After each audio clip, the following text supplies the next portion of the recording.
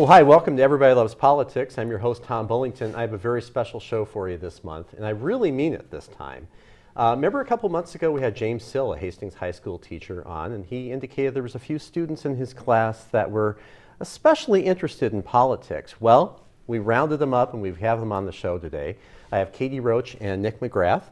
They're both seniors here at Hastings High School, and we're going to talk a little bit about politics from a late teen perspective.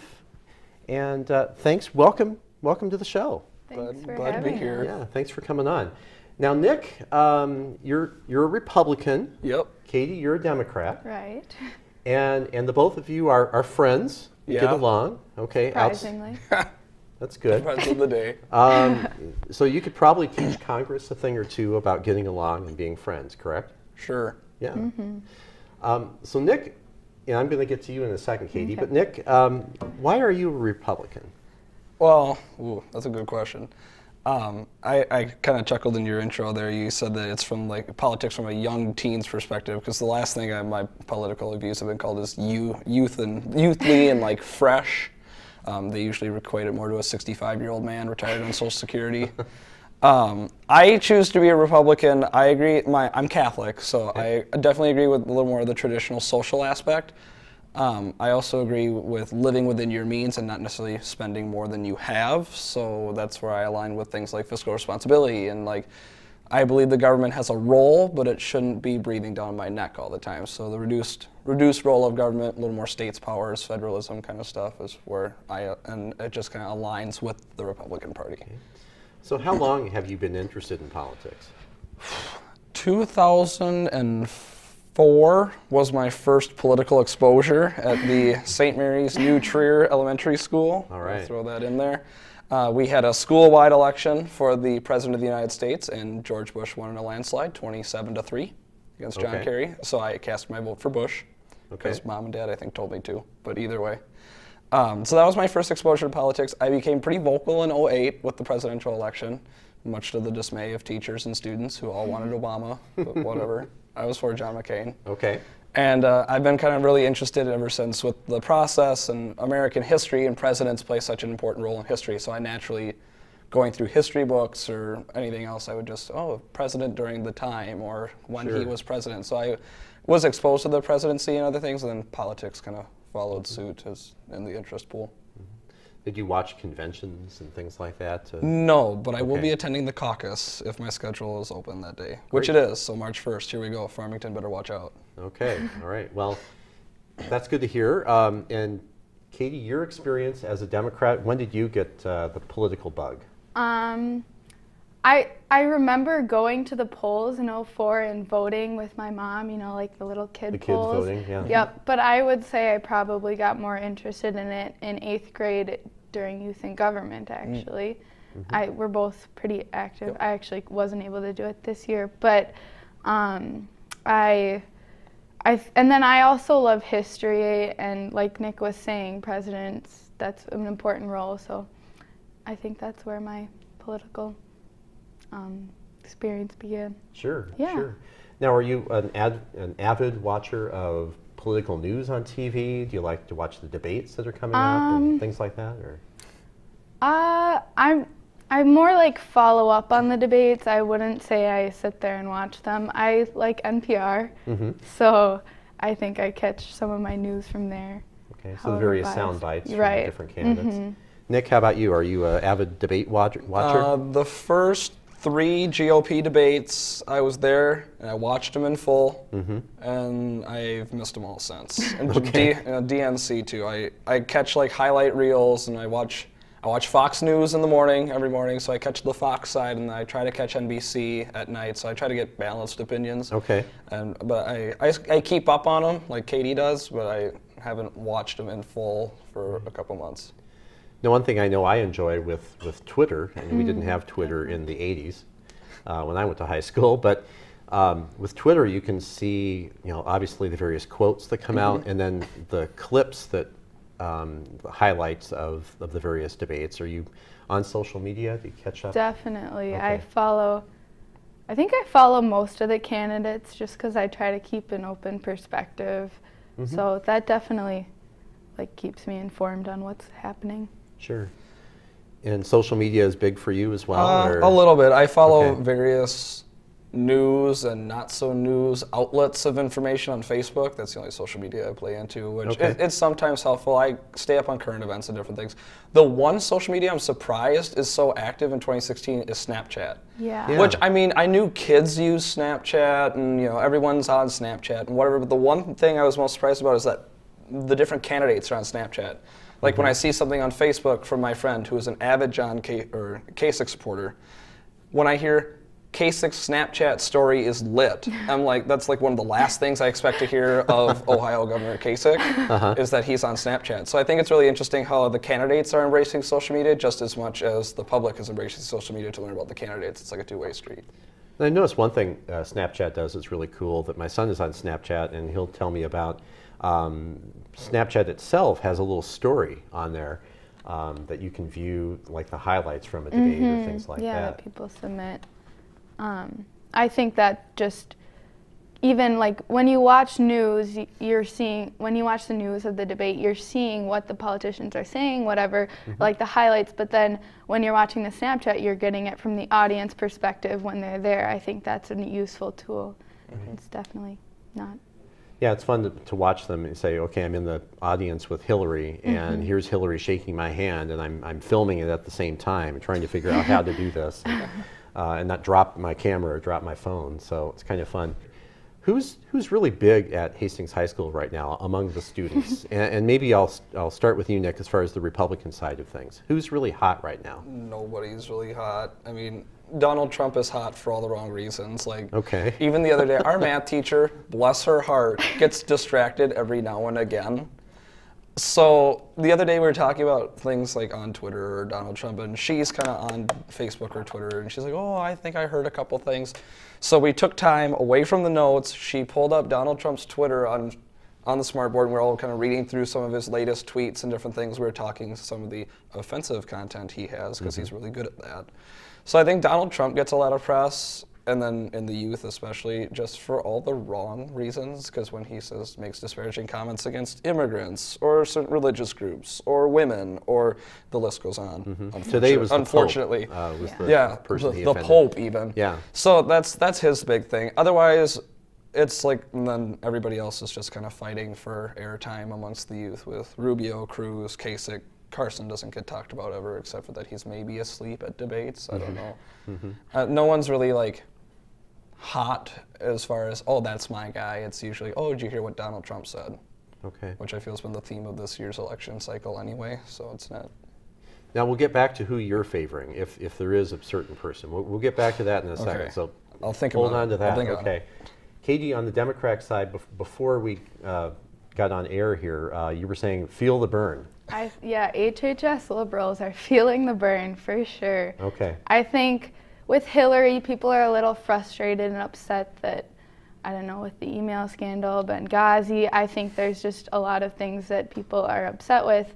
And Bernie, it's funny how a 74-year-old man can represent youth so much better, in their opinion, than Hillary. It's interesting, but... Okay.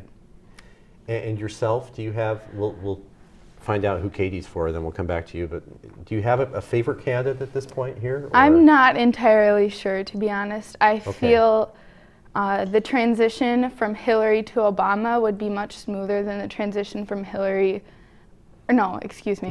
to Hillary than Obama to Sanders. Right. But I think I favor Sanders a little more. Okay, okay.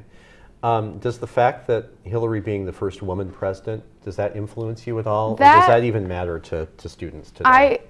Personally, I think that matters. I think that women in power can bring so much more that obviously for the past 230 years we haven't experienced that yet, so we don't really know what it's going to be like, but I think it'd be a positive change. Sure, sure. And so many countries have had female prime ministers or presidents, Germany today and the United Kingdom and Canada and all of these countries have had very successful, Norway and all of Scandinavia.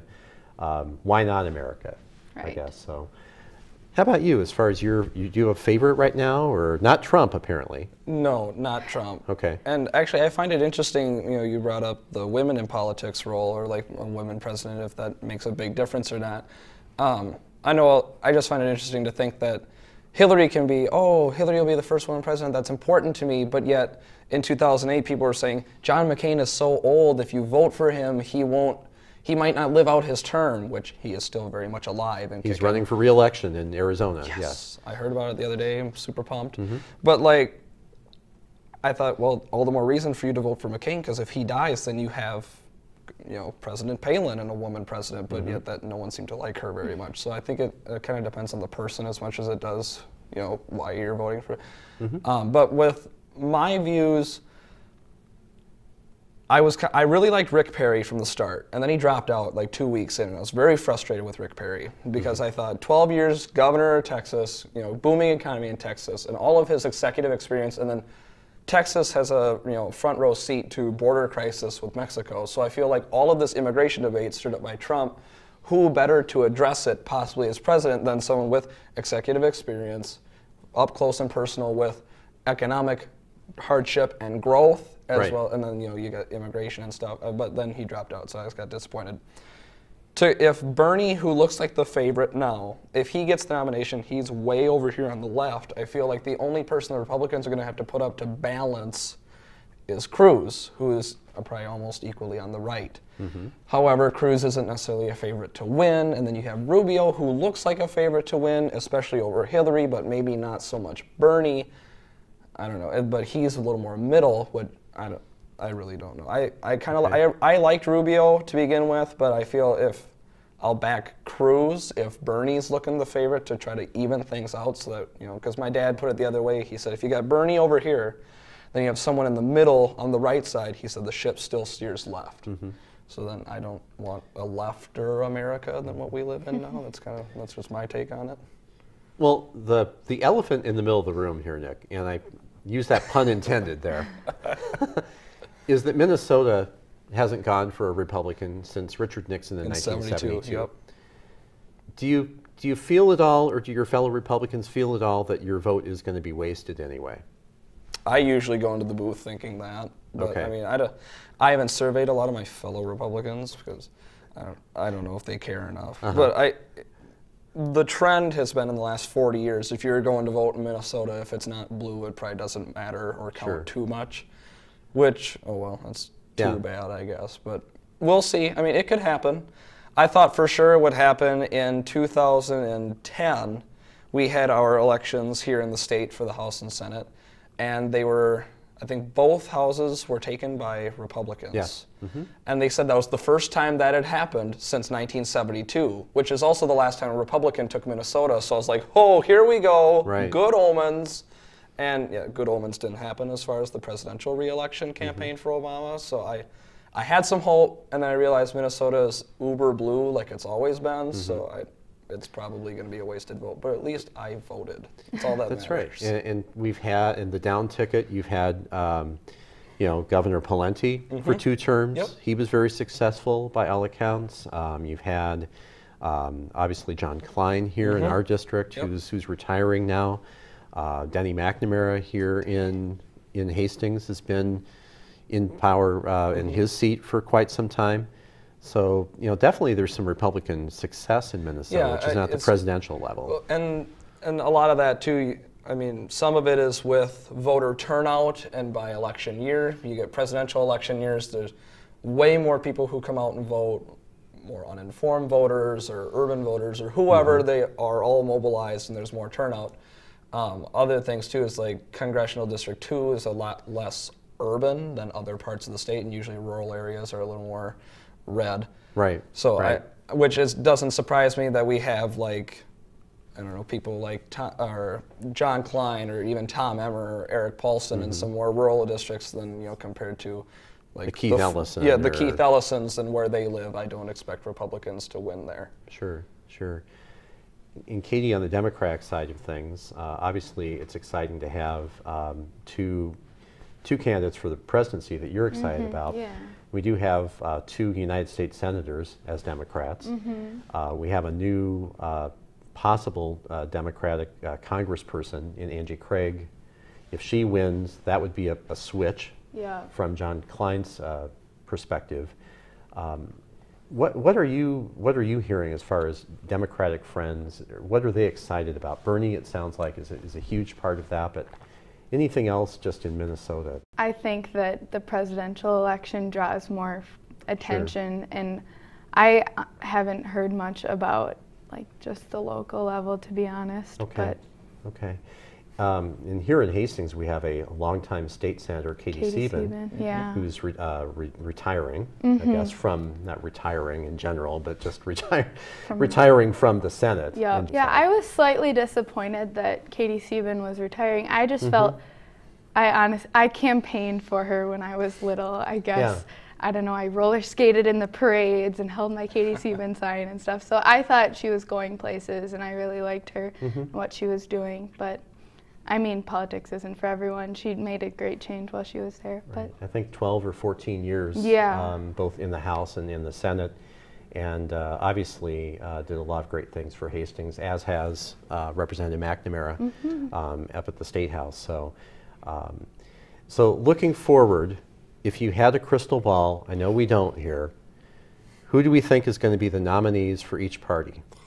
Rubio. Rubio. Sanders. Sanders, okay. Ooh, that's an interesting lineup right there. Rubio and Sanders. You have 74 and 44. Wow, that's going to be a northeastern liberal Democrat socialist running against a Roman Catholic, Hispanic, from Florida, immigrant, son of immigrants from Florida. It's so different. That'll be a choice, won't it? Yeah. Any thought that Trump may? I kind of think he's going to do this if he doesn't get the nomination. Run as a third party. Run as a third party. Well, he's going to have to fight with Michael Bloomberg on that one too. Which rumor has it Bloomberg's going to, I don't know if he is or isn't running yet, but last I heard he was launching an exploratory committee. Okay. And I just about threw up when I heard it because I'm not a fan of Bloomberg. My NRA journals don't like him too much. Oh, that's right, yes. I am a card-carrying member. I got my card with me. If you want to see it, we can do that after the show.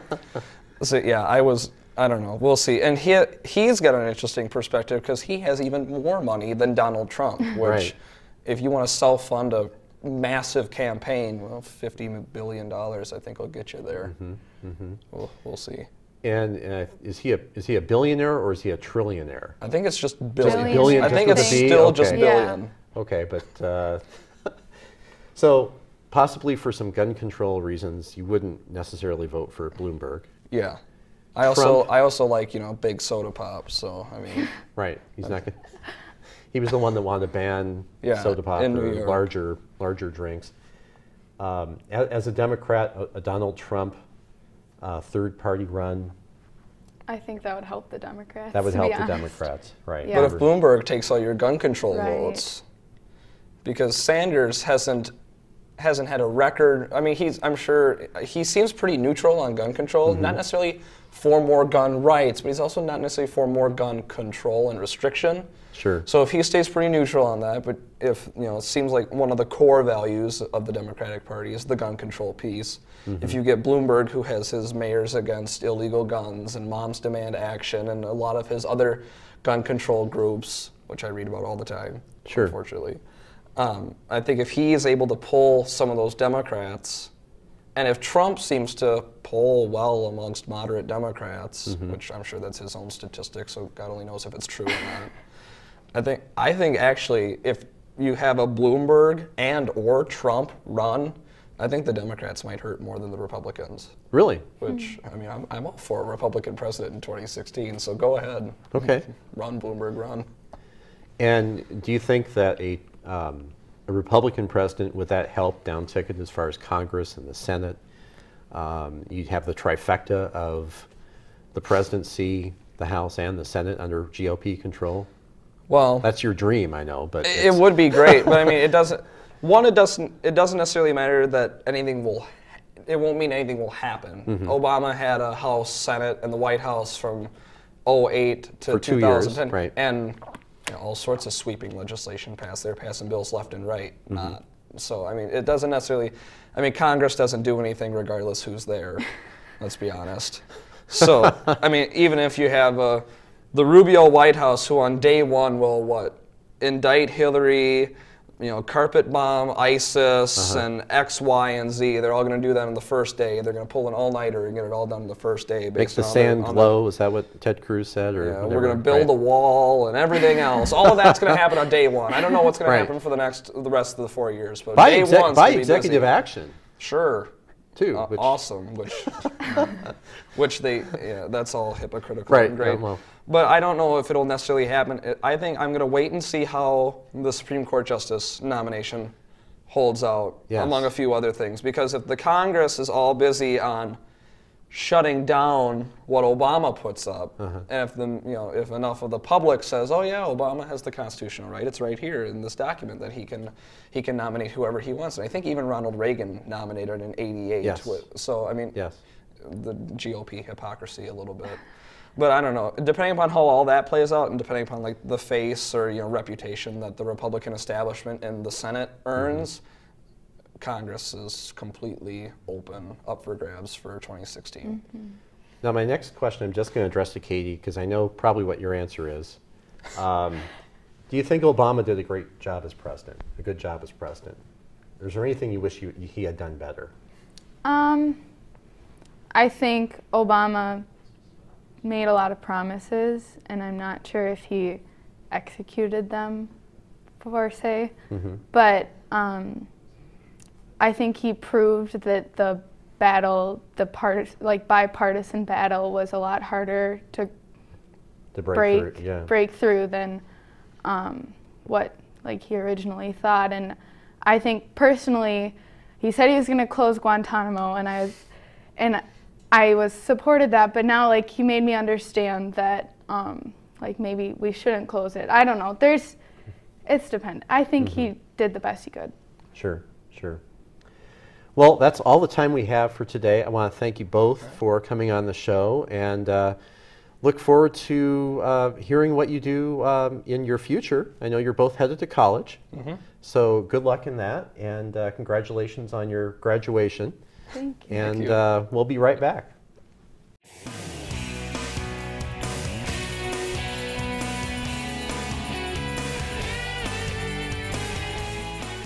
Now, in the wake of the recent death of Supreme Court Justice Antonin Scalia, there has been much discussion happening about whether or not President Obama should nominate someone to the court during his remaining year in office.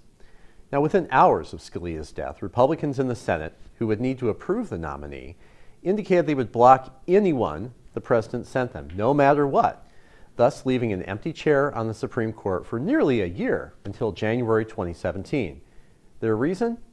They want the next president to pick a nominee, not President Obama. What they seem to be forgetting in the heat of an election year is that in the event of a vacancy on the court, the president has an obligation to name a nominee to fill such a critical position. The argument being used to somehow rationalize this extreme delay in appointing a replacement is that the American people should decide who picks the next justice.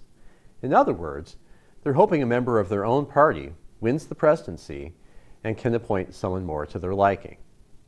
My argument back to them would be that the American people have already decided who makes the appointment, and whether you support him or not, voters have said twice that they want Barack Obama to be their president until January 2017. If a Republican wins in November, that president will have 4 full years to appoint judges, and we should all respect his right to do so. Regardless of which side of the political spectrum you're on, I would hope our elected representatives would allow such important decisions to be made without having a politically motivated temper tantrum when they don't get their way. In due time, if the majority of the American public decide that you have a superior philosophy and want to place you in power, you'll be able to make these decisions. Until then, your country expects you to do your job, respect the office of the presidency, and follow the United States Constitution. It's the least you can do. I'm Tom Bullington. We'll see you next time on Everybody Loves Politics.